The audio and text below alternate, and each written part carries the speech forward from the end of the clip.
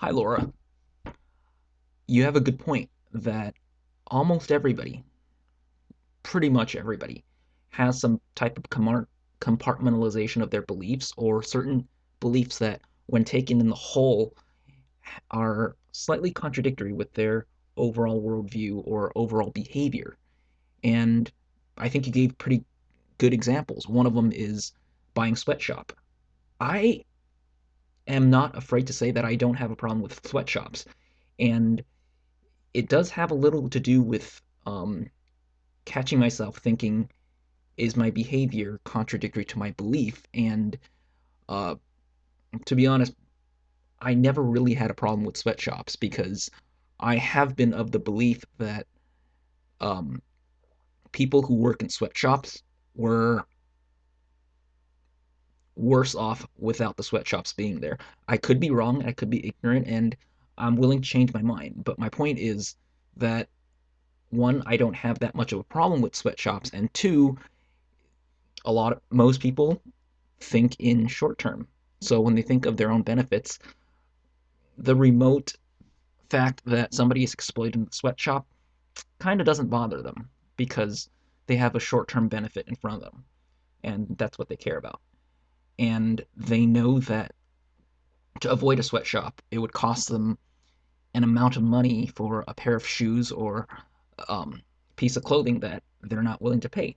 So, uh, to put it more simply, if you're just thinking in monetary terms, it's very easy to come to these conclusions. And it's not hypocrisy. It's not really even contradiction. It's just when you have a certain priority and that comes before another. So when somebody thinks in their monetary benefit, it is very easy for them to forget the suffering of others.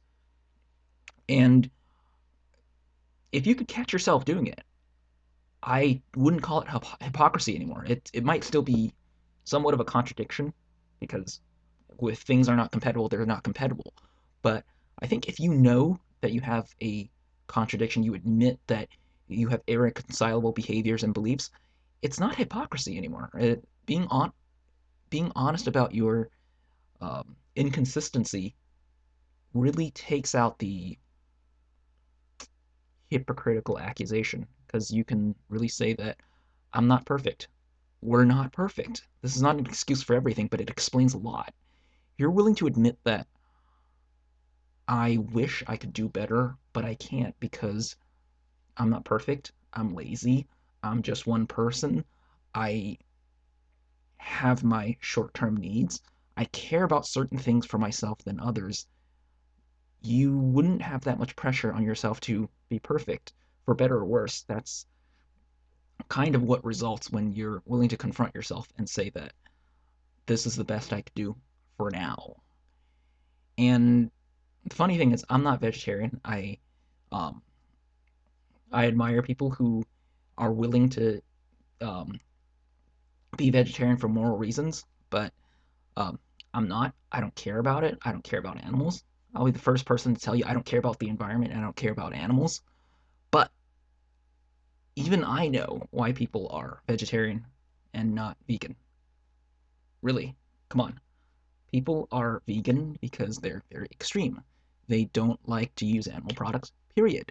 People are vegetarian but not vegan for a few reasons. One of them is, yeah, kind of like you said, they're lazy. Or two, they can tell themselves that in the same way you're willing to abort a baby before birth and not after is kind of the same way you are willing to um, pull a feeding tube off a person in vegetative state but not inject them to kill them.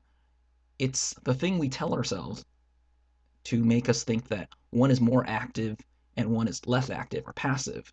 So people are vegetarian and not vegan for the reason that they believe, and it's probably true, that animals suffer less with dairy and egg products, and they suffer more with meat products because you don't have to kill to get milk and cheese and dairy products. You always have to kill to get meat. Yes, animals still suffer probably from the way they're treated to make dairy and egg products, but a hell lot less than dying. So there you have it.